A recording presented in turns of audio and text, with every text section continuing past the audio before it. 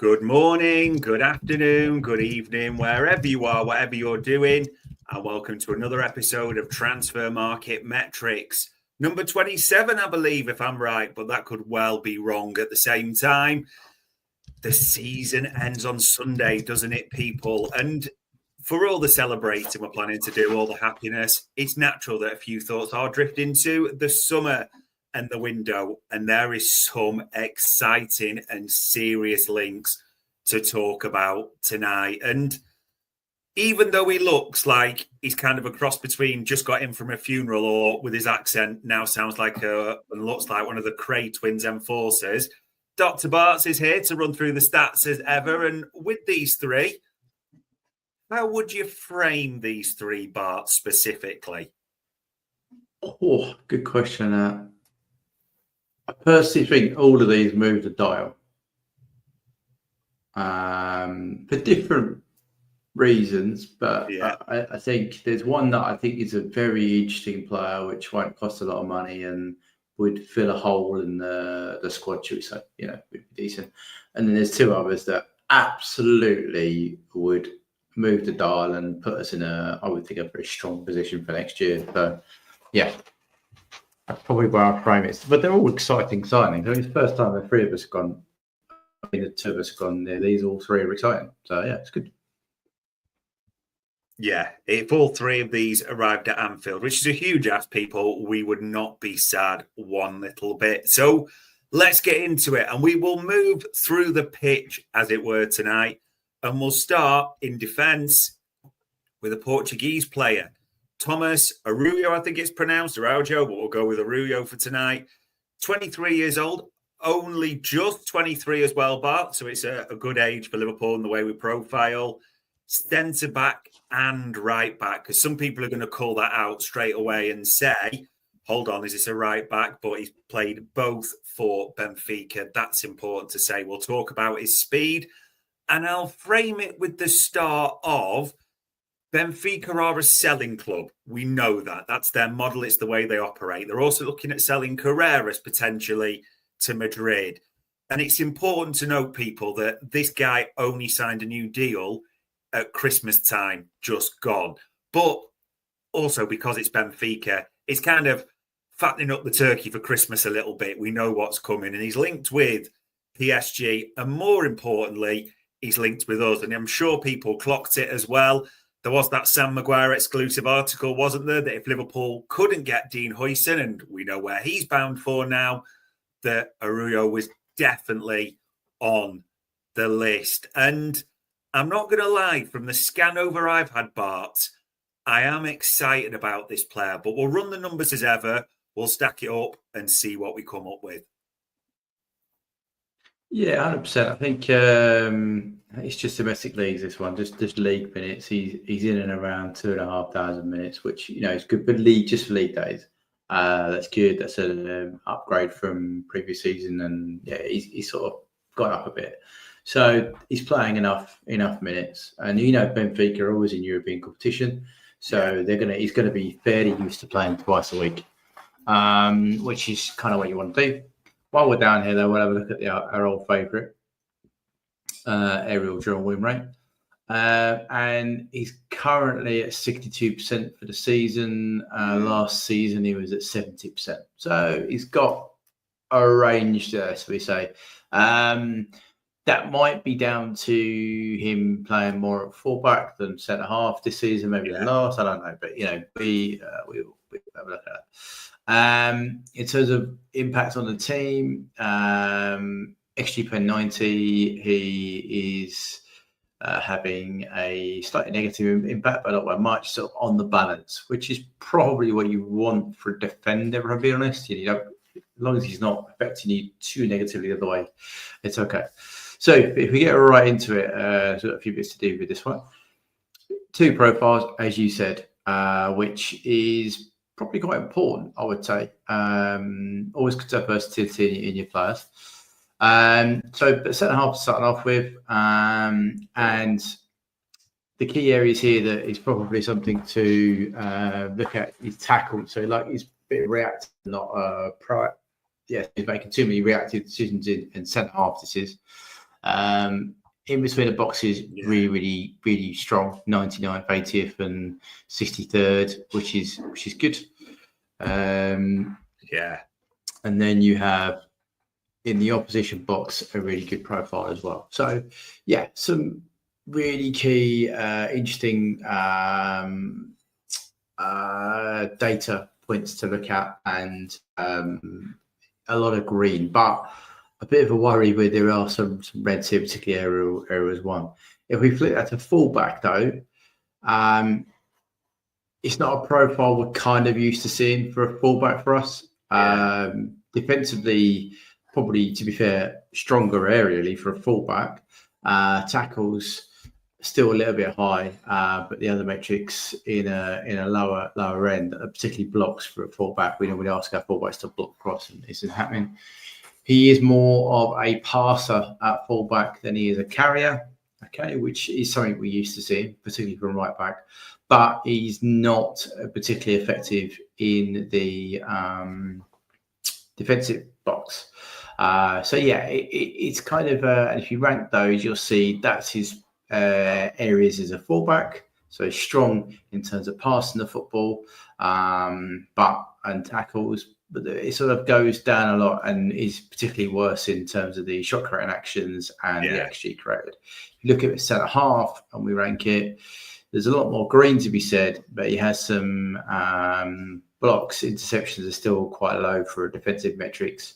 Obviously, shots and that you kind of take on board. But yeah, so he looks like his profile's better as a centre half than the other fullback. With that in mind, looking at his centre half comparison, this is him with Konate. He's actually better than Konate in a lot of the attacking metrics. But then we know where Konate is in relation to our team and that kind of thing. So yeah, but defensively, Konate is better for. I think Konate is better attacking it, which is a bit weird. Like he's got more penalty goals, that kind of thing. So yeah, some things here. And Araújo's, obviously, we know Konate is an absolute beast in that area. If we're looking at fullback, so who do we compare him with? So we compare him to the young lad who's just signed a new contract. No, I would say that's a pretty similar profile.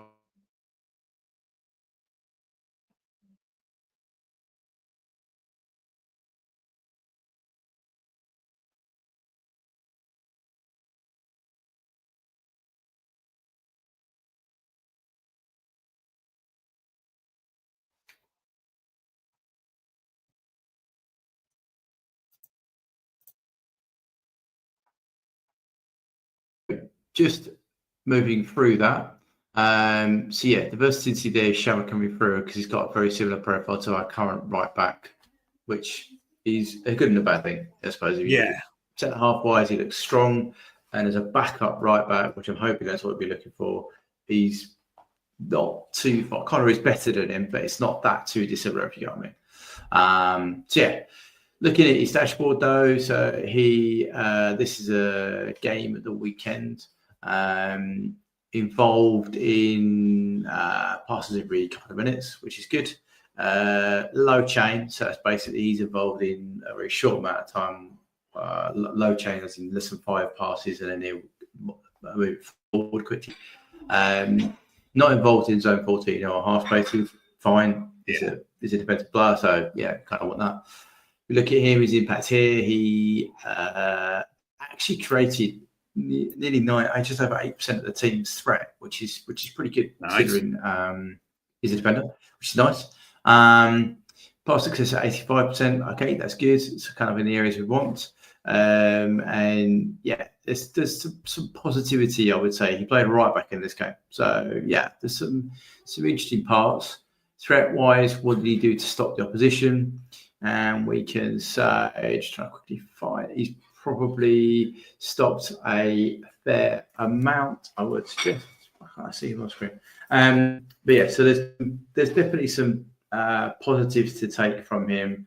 Defensively, in terms of the work he's doing, he'd have been in these areas. So lots of defensive actions in the right space, should we say. XG wise, didn't create anything. I don't think it didn't have any shots. So yeah. overall, I mean, you're the man with the figures, but I think it's probably could be an astute buy if he's going to come in, partner up with a very dominant centre half, and he can offer you flexibility playing backup fullback, but also playing a centre half, which actually, when you look at his comparison with our current first choice partner to Virgil, I don't think he comes off as bad as people might make out. There is going to be a Portuguese tax, which is something to consider. Portugal Premier League up to the Premier League, but to be fair to you, you're only losing 10%. So it's only a 10% reduction in the stats. So it's not as bad as other players from other leagues around the world. So yeah, overall, could be this could be a really smart signing from the club, to be honest with you.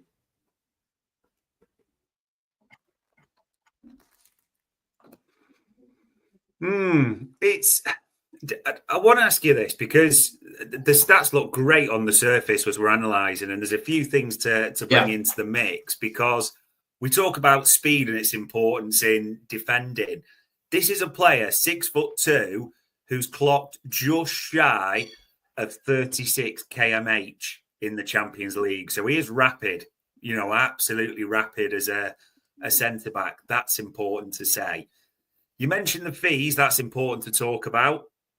That new deal he signed in December, 67 million quid release clause. Now, naturally, they sign it in euros, don't they? So it's about 80 million euros, depending on how those translate at Tesco. But also can play right back, can play centre back. Maybe the only name to complicate it in the mix is a weird name. People will have heard of it before and think, Ali Barat. Where have I heard that name? That was the agent who was involved with the Wharton camp, who was trying to push them towards Chelsea. So that was in the mix, importantly. So people will look at that. But 67 million quid, rapid, could play right back and centre back. Without saying, it's not my money, Barts, would you like him to be at Anfield next summer? I think of all the options we've looked at, apart from the lad who's unfortunately got injured now at Dortmund, who I thought could be a really smart signing. This makes a lot of sense to me. It's probably a little bit on the pricey end, but I do think he covers both. He's not. So let's be clear. Connor has potential, right? We can all establish that, yeah. But that profile there as a fullback says that he's in and around the same area as Connor as a fullback, but he passes it rather than carries. That's not a bad option to have. No. Defensively, as a centre half, he's hit 70% in terms of aerials. That's again getting towards what we would want. And equally, if you remember, one of our best combinations we had centre half was the rapid Joe Gomez and the dominant BVD. So there is some things to like about that. And if you go to the more extensive profile of him, you start to pick out his ability at centre half to pass the football, which is good. So we've said on recent pods, and you have, and I've done on others, is that if you start bringing in too many carriers, you need someone to actually pass the football from the back through the thirds, right? Really? So this is not a bad look at this. It crosses into the, expected assists, expected goals, passes long. That's 86th percentile, right? That's good. Passes, real variation. Yeah. Real variation in his game, right? So this means that we could potentially have a left and a right that can build from the back through passing. Because you remember as well, one of your sixes at the moment, Grav, isn't a passer either. No, so you need to have that. So for me, this could be a really smart acquisition. And I'm sure they're a selling club. They'll find a way to bring the fee down to somewhere they're happy with. That's just the way we work as a club, particularly if the players say they want to go to Liverpool. So, yeah, I would suggest this could be a really smart deal. Yeah, we all want Ibu to renew. I don't think there's any doubt of that. But even just as an addition, a third choice, like you say, maybe even because of the way you described him, a sadness, but a Joe Gomez type replacement, this would be a really smart investment. So if Liverpool can get Tomás Araújo to Anfield, we should all be excited, people. And this second name, I know people are excited about this one. Adam Wharton, almost a little bit earlier in the summer when we talked about him, Bart, a signing, a manifestation. We want him, but there was nothing too strong there. But that's changed in the last few weeks. The season's coming to an end, and there's real hope, suggestions that somewhere 60 to 70 million, as we said on the transfer show, almost a gentleman's agreement with Crystal Palace. He can make that move back up north, which is what he's looking to do. Although suitors from abroad are coming in. Now, people know Wharton. People have seen Wharton. Hopefully he's all right, because he was unconscious during the FA Cup final. Apparently can't remember much of it, but he is an FA Cup winner now. So we've got to revisit the stats and just why Liverpool would be keen to get Adam Wharton into their side. I think you and I both have a bit of a bias, slightly biased. If we weren't looking at data, the parents would be like, "Yeah, we're signing up tomorrow." I think we both love the blood, right? I think that's fair to say, right? And sometimes you have to take a step back and go, right, the data, as much as if you look at his combined here, so club collapse, that's every competition he's played in for Palace.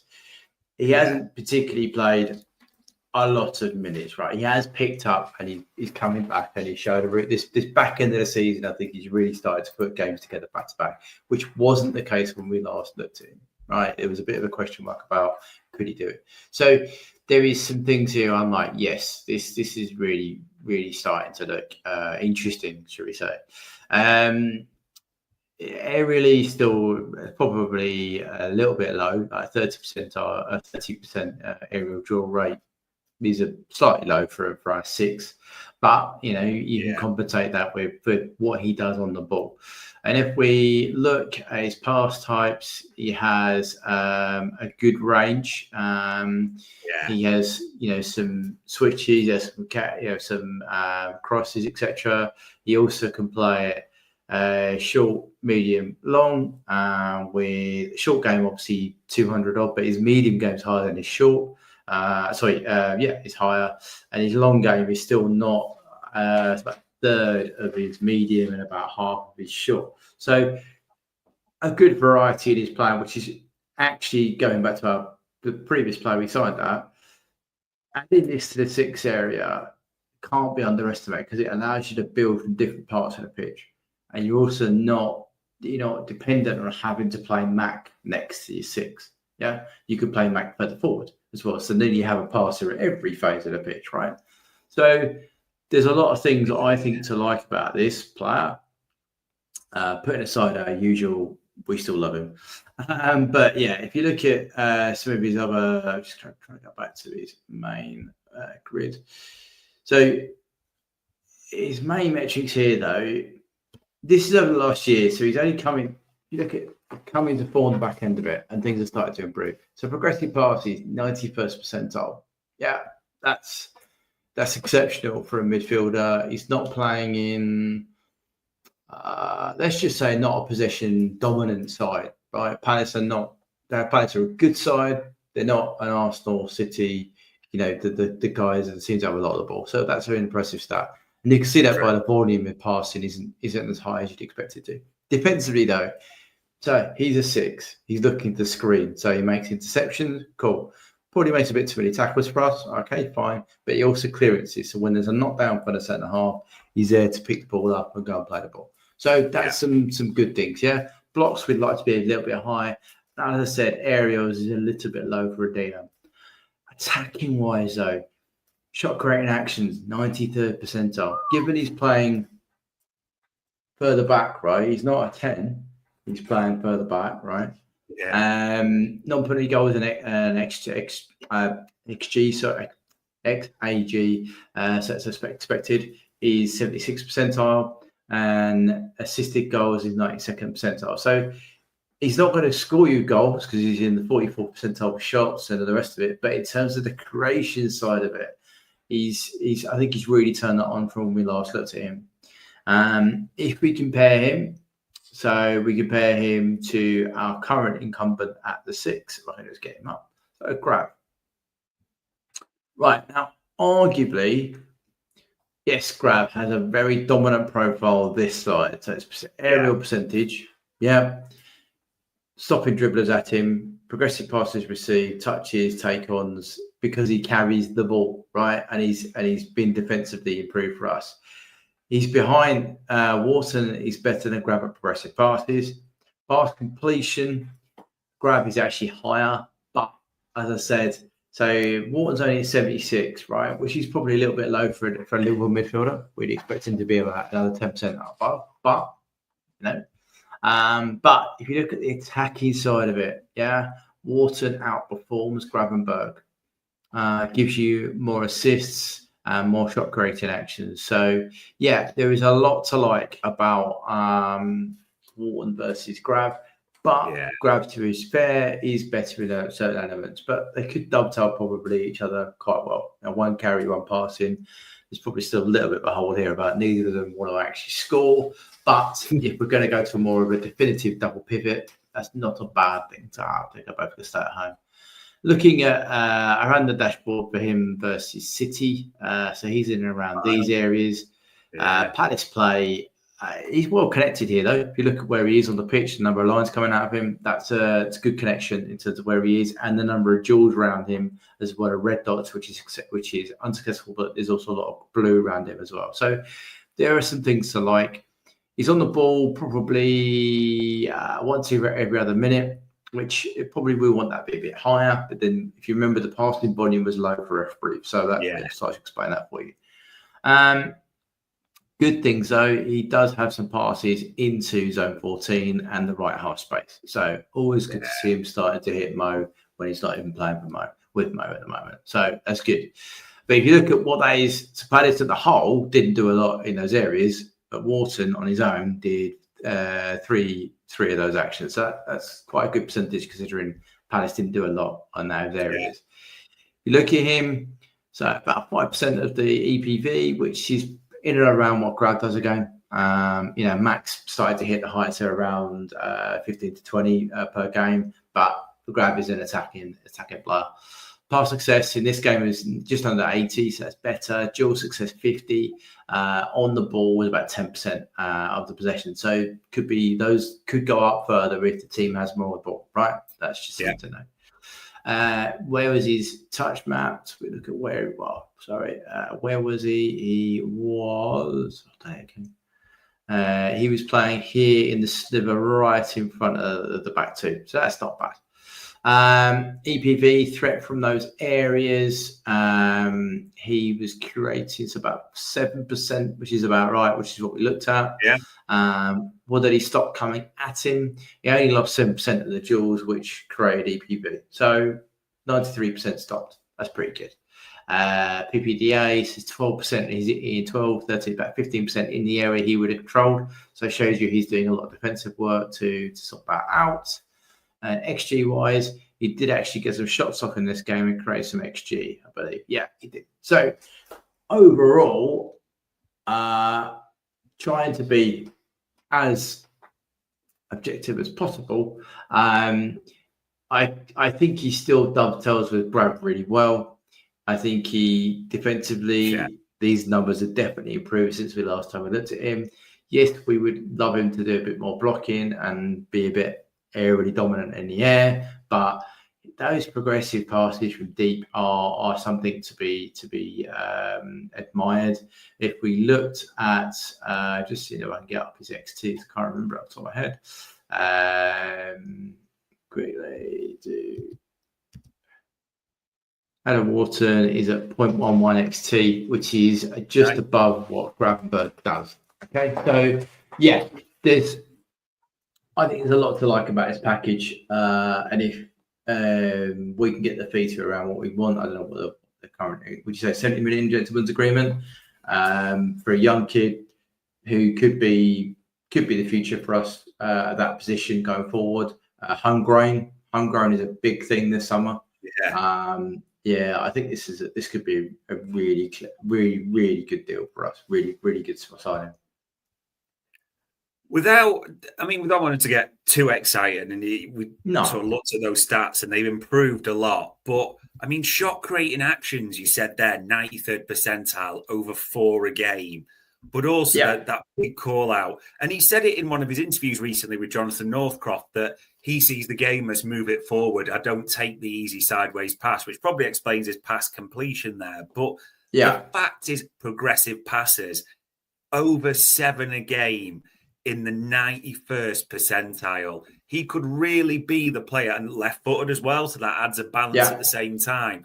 But he could really be the player that progresses it for us, couldn't he? Yeah, 100%. I think he would give us more options to build from deep.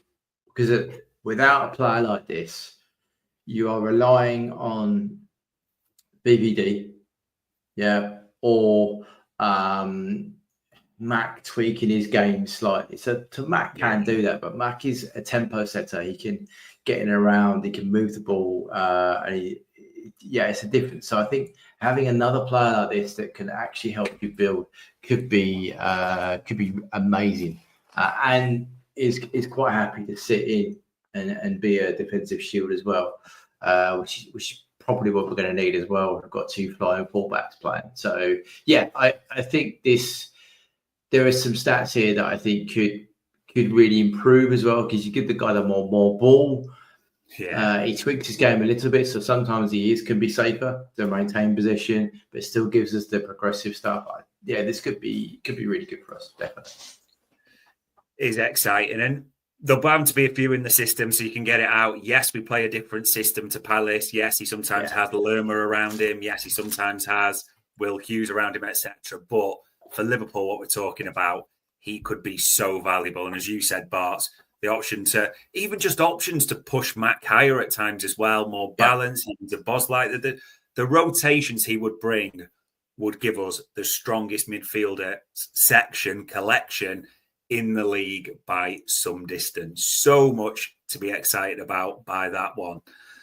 But if that one's exciting, Bart, this one, we're talking about a German player, but this could be the pièce de résistance of the summer. Florian Wirtz, German footballer, superstar, really, I think it's fair to say, in world terms, but maybe we'd even take him to another level. I'm going to try and remain as calm as possible. But if he arrives at Liverpool, probably just the 7 Ballon d'Ors to his name by the time his career finishes, who knows? But we are looking at the profile of Florian Wirtz, and this is a special player, isn't it? This is a very special player. He's 21, by the way. This is starting with league minutes only, right, for the moment. He's played 2,300 league minutes, right? We know Leverkusen played in the Champions League because we knocked them out. So, we beat them. You know what I mean? So he's used to playing twice a week at a very high level. German international, lots of things that are going for him. And he's also played that level of minutes in the league for the past 2 seasons. So there is an incredible amount to like from him, just from an availability point of view. Aerial duels, not so much, but we can probably let him help that off. If you look at what does he do, it adds to the team in terms of team success and the XG load. Last season was less. This season he's added to it. And this season he's improved as well in terms of adding to the team's success. So he is a positive influence on the team when he plays. If we look at his top though, I mean, the reason I've put forwards here is it allows me to compare him with a couple of players. Because I think people are talking about where's he going to play. He's going to be in the false 9, which is a forward, right? He's not an AM. We're not going to ask him to drop all the way back. So that's why I put him in the forward. But he has got 2 profiles, right? And he can play wide as well. But so defensively, as a forward, blocks, interception, tackles, all in the areas that we would want a false 9 for us to play, right? That's important to note. These are 96 percentile, 94 percentile, 87 percentile for tackles, interception, blocks.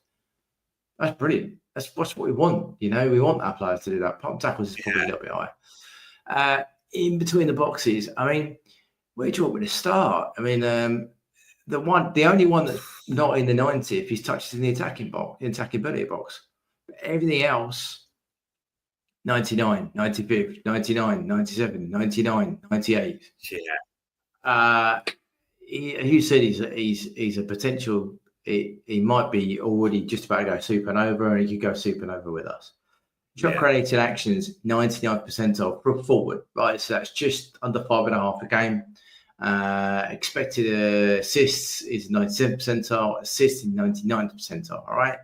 Shots though a little bit lower. He's in the 52nd percentile for goals when he's playing as a forward, right? If you look at attacking winger though, that improves dramatically because he has more shots than an AM, but he'll be playing from deeper. Still the impressive between boxes, defensively less so. All right, so he's more blocks, but the rest of them are not really in that kind of profile. If you look at that, the defensive metrics are down the bottom. And he's sort of 98th percentile for passes attempted, take-ons, created actions are high as an attacking mid. But if you look at him as a forward, he has a very good set of green. And the only things that really drop is the scoring elements are not as high. Okay, so bearing that in mind, those who listen to UP, I don't know what day we did. No, we didn't put it on pod. We were in a chat and we were talking about looking at false nines. Yeah, if we're going to go and buy an elite false nine, what does that look like? So the other guy that we've looked at, that you and I have looked at, is Pedro. Yeah. And I'm not being funny. There's a lot to like about profiles, right? There's a lot of similarities there. But Wirtz comes out in terms of the defensive metrics a little bit more. He also receives more progressive. His pass completion is higher. And he has more non-penalty goals. All right. If you compare them both as AMs, Wirtz is completely dominant over Pedro. Okay. I don't think there's much point in comparing Wirtz with any of our current forwards because he's a different type of player, if that makes sense. I could compare him to Dom if I can find Dom. But I think he's very much a different player. If you because he can play off the left. So this is as an AM winger. The Wirtz versus Diaz. Diaz is in the red. Again, Wirtz stacks up pretty well against Diaz playing off the left. So, yeah, and if you put him as a forward comparison, Wirtz stacks up, if not better than Diaz in the 9. Okay, so there is a lot to like about Wirtz playing either an attacker or as a left winger. Diaz is arguably our best left winger at the moment. I mean, people could debate whether it's Cody or not, but he's up there. Yeah? So that's some really, really strong stats. If you look at him, so I did a profile for him last game of the season. Where was he appearing? What was he doing? He was on the ball. They drew 2-2 against Mainz, qualified for the Champions League. But he's on the ball exceptionally around half time. But even then, he's on it every other minute, which is good. If we look at they drew 2-2 out. He created nearly 18% of their EPV, and he was playing in the pocket, right? Which is really nice, right? Considering that level normally comes from Mo or one of our fullbacks, so to have that in the central area would be certainly something decent to look at. Threat from where he was playing, as you can see here, that's 18% of their threat is in and around the area he was playing. Defensively, though, was he doing anything bad? No, he puts the effort in as well off the ball. So I think there's a lot to like. Didn't create a lot of XG and had 3 shots in total. So there's a lot to like with him. All right. As we know, XT 0.2. Nice. So there is a bully tax. Bully tax is 15%. So you would have to bring that down. But still, he produces more XT even with a bully tax than any of our current 9s, if you like. So that's still something to be liked about. If you look at him in terms of his stats physically, because we know he can get those from the bully league, speed 34.3. So he's not a slouch by any stretch of imagination. Puts a lot of intensive runs in. sprints as well, and covers a fairly good, decent amount of distance. So, yeah, I would say this is an exceptional, could be an exceptional footballer for us to have, and would be really interesting to have in the squad, to be honest with you. Yeah. I always enjoy these bits of the show when I've spoken to analysts and got a little bit of different info and like to put you on the spot a little bit with something around specifically. So, I mean, the things we saw there, they're exceptional. Even for, like, if we looked at it as an attacking mid-profile, just the passes attempted and the successful take on, the shot creating actions, reverse 93rd, 96th, 98th percentile on his attacking midfield winger profile. The one thing that strikes me with Wirtz, you've got to say, and it is important to put this in, we know the system Liverpool play. We're not going to talk about that. Yeah. Leverkusen play almost the weirdest Christmas tree. It's like a 3-4-2-1. So it's usually Patrick Schick up. So I think it's how it's pronounced. I have to be careful there. Yeah. Schick up front with two behind him. And Wirtz is usually the one who comes off the left side of the two attacking midfielders or tens, if you want to call it that, behind him. You're right. He has on a few occasions played as because people have him down as a second striker. He has pushed up top and higher on occasions, but most of the time he's one of the two in that 3-4-2-1. Yeah. So that's where he is. There's a few bits, but this is the first bit I want to give you. And probably the best article I've seen on Wirtz recently is a bit of a shout out to Sam Maguire and his Patron here. But let me just give you this from Sam Maguire's Patron as a sort of package stats and see what you reckon to it. He's averaged 2.83 shots per 90 this term, so not far off 3. 5.81 shot creating actions per 90, not far off 6. And he's averaged 0.99 goal creating actions per 90 in the Bundesliga. So let's just call it 1 and split the difference parts. As Sam writes, so in the final third, he makes things happen. Now, Sam also writes, combine that with 5.06 progressive carries, combine that with 7.01 progressive passes and 12 progressive passes received, and you start to get a picture of him as a player. He scores, he creates, he progresses play via a pass or a dribble, and he carries the ball. Sam Maguire's words, my words, Florian Wirtz does it all, doesn't he? He does. And he's 21. 22. Only a few days ago, to be fair, but just 22. Still, if we sign him now, we have him for potentially him going supernova and his peak years. Like we have that footballer on our hands to run the system right. It could be a monumental signing for us. And the final bit to put it to you, again, because it's a slightly different Leverkusen when he comes to us, but if he was to play like the Diaz role or from the left, I mean, you could say the 10 and the false, that it gives us so many options, but just something that was countenance for us today, him as almost on the left, inverting, because he'll come in a lot. He can also go down the wing, but he will come in a lot. You want him on the ball with Kirkes bombing on beyond him. So almost Wirtz like our Coutinho, who come from the left, but also a 10 drifting that way. Yeah. With Kirkes bombing on beyond him as the road runner, as we call him. How attractive is that for Liverpool? Oh, massively. It is attractive. I'd still prefer him to be in a double 10 with Dom, effectively. And then you have you have Mo and Diaz getting in the box with Dom making a third man run. And then you have your fullbacks coming in. You have 4 players for him to thread a ball into while still maintaining a curtain behind him. I think that'll be... But I won't get excited here, but I think the way we attacked as a side with someone like that in there is brilliant. And I think we can all hark back to the days when Coutinho played for us. We attacked beautifully. Whatever you say about a player post he left here, when he was playing in the AM or whatever it was, we played some phenomenal football attacking wise. And this guy here, there's a lot to like about him. The bit I've got a little bit extra, I didn't show you, but so Darth ran some numbers looking at false nines.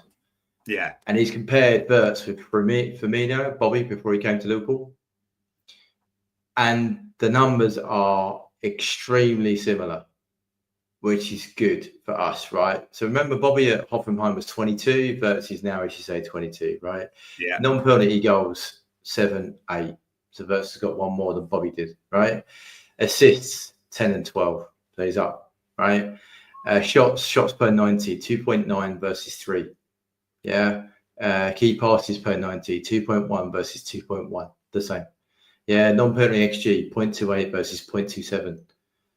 XA per 90, 0.28, 0.32.